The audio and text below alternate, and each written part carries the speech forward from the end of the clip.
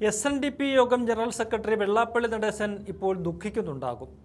പിണറായി 3.0 സംഭവിക്കുമെന്ന് വിശ്വസിച്ച് കോൺഗ്രസിനെയും UDFിനെയും വെറുപ്പിച്ചതിന് സംസ്ഥാന സർക്കാർ മികച്ച ഭരണം കാഴ്ചവെച്ച് മുന്നോട്ടു പോകുമ്പോൾ അവിടെ വെള്ളാപ്പള്ളി നടേശന് സ്ഥാനമില്ല.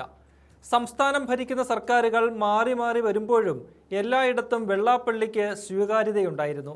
ആ അപ്രമാദിത്വമാണ് തകർന്നു വീണിരിക്കുന്നത്. ഏറ്റവും ഒടുവിലായി വെള്ളാപ്പള്ളിക്ക് തിരിച്ചടി കൊടുത്തിരിക്കുന്നത് 2 മന്ത്രിമാരാണ്. ആലപ്പുഴ ജില്ലയിൽ നിന്നുള്ള M. ലിജുവും രമേശ് ചെന്നിത്തലയും. വെള്ളാപ്പള്ളി നടേശൻ പങ്കെടുക്കുന്ന പരിപാടിയിൽ നിന്ന് വിട്ടുനിന്നാണ് മന്ത്രിമാർ പണികൊടുത്തത്. സംസ്ഥാന സർക്കാർ തിരിഞ്ഞുകൊത്തുമ്പോൾ വെള്ളാപ്പള്ളിക്ക് മറുപടിയില്ല എന്നതാണ് വാസ്തവം. SNDP യോഗം ജനറൽ സെക്രട്ടറി വെള്ളാപ്പള്ളി നടേശനുമായി വേദി പങ്കിടുന്നതിലെ രാഷ്ട്രീയ വിവാദങ്ങളാണ് പിന്മാറ്റത്തിന് പിന്നിലെന്നാണ് സൂചന. കേരള കൗമുദിയുടെ 115ാം വാർഷികാഘോഷ പരിപാടിയിലേക്കാണ് ഇരു നേതാക്കൾക്കും ക്ഷണം ലഭിച്ചിരുന്നത്.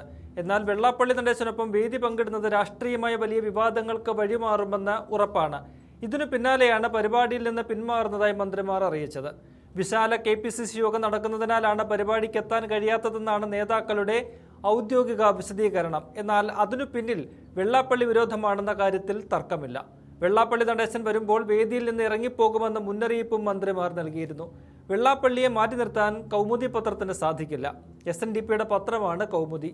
അപ്പോൾ പിന്നെ മന്ത്രിമാരുടെ പിന്മാറ്റം അംഗീകരിക്കുകയല്ലാതെ മറ്റ് വഴികൾ സംഘടനയ്ക്ക് മുന്നിലില്ലായിരുന്നു. പ്രമുഖ കോൺഗ്രസ് നേതാക്കൾ പങ്കെടുക്കില്ലെന്ന് അറിയിച്ചതോടെ സംഘാടകർ ആലപ്പുഴയിലെ പരിപാടി തന്നെ പൂർണ്ണമായി മാറ്റിവെക്കുകയും ചെയ്തു. കേരള രാഷ്ട്രീയത്തിൽ ഇപ്പോൾ വലിയ ചർച്ചകൾക്ക് വഴിമാറുന്ന ഒന്നാണ് SNDP യോഗം ജനറൽ സെക്രട്ടറി വെള്ളാപ്പള്ളി നടേശനും കോൺഗ്രസ് നേതൃത്വവും തമ്മിലുള്ള അസ്വാരസ്യങ്ങൾ. ഈഴവ സമുദായത്തിന്റെ ശക്തനായ വക്താവായി നിലകൊള്ളുന്ന വെള്ളാപ്പള്ളിയും മതനിരപേക്ഷത ഉയർത്തിപ്പിടിക്കുന്ന കോൺഗ്രസും തമ്മിലുള്ള ബന്ധം പലപ്പോഴും പ്രസ്താവനാ യുദ്ധങ്ങൾക്കും കടുത്ത രാഷ്ട്രീയ വിവാദങ്ങൾക്കും സാക്ഷ്യം വഹിച്ചിട്ടുണ്ട്. അതിന്റെ ഏറ്റവും ഒടുവിലത്തെ ഉദാഹരണമാണ് ഇപ്പോഴത്തെ ഈ സംഭവ വികാസങ്ങൾ. ന്യൂനപക്ഷ പ്രീണന ആരോപണം. കോൺഗ്രസും UDFും ഒരു വിഭാഗം രാഷ്ട്രീയ പാർട്ടികൾക്ക് മുന്നിൽ കീഴടങ്ങുന്നുവെന്നും ന്യൂനപക്ഷ പ്രീണനം നടത്തുന്നുവെന്നുമാണ് വെള്ളാപ്പള്ളി നടേശന്റെ പ്രധാന ആരോപണം. ഭൂരിപക്ഷ സമുദായങ്ങളിലെ പിന്നാക്ക ജനവിഭാഗങ്ങൾക്ക് അർഹമായ രാഷ്ട്രീയ പങ്കാളിത്തവും ആനുകൂല്യങ്ങളും കോൺഗ്രസ് നൽകുന്നില്ലെന്ന് വെള്ളാപ്പള്ളി കുറ്റപ്പെടുത്തുന്നുണ്ട്. പ്രതിപക്ഷ നേതാവായിരുന്നപ്പോഴും പിന്നീട് തെരഞ്ഞെടുപ്പ് സമയത്തുമെല്ലാം വെള്ളാപ്പള്ളി നടേശനും NSS general secretary G. Sukumaran നായരും വളഞ്ഞിട്ടാണ് VD സതീശനെ ആക്രമിച്ചത്.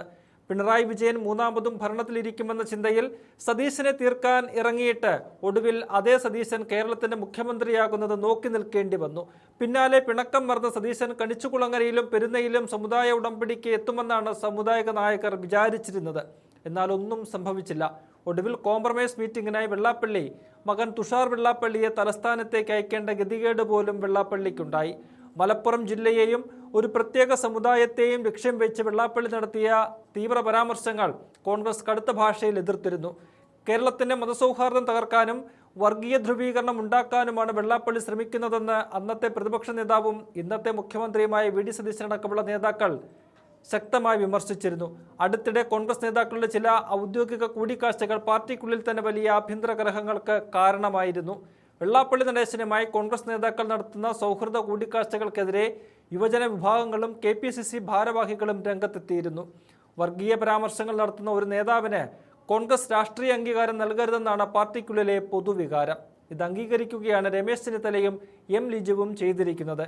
ഇതിന്റെ തുടർച്ചയായാണ് ആലപ്പുഴയിലെ കേരള കൗമുദി പരിപാടിയിൽ വെള്ളാപ്പള്ളിക്കൊപ്പം വേദി പങ്കിടുന്നതിൽ നിന്ന് രമേശ് ചെന്നിത്തലയും M. ലിജുവും അവസാന നിമിഷം പിന്മാറിയതും തുടർന്ന് സംഘാടകർക്ക് പരിപാടി തന്നെ മാറ്റിവെക്കേണ്ടി വന്നതും വലിയ രാഷ്ട്രീയ ചർച്ചയായത് എന്നും കാണാൻ സാധിക്കും.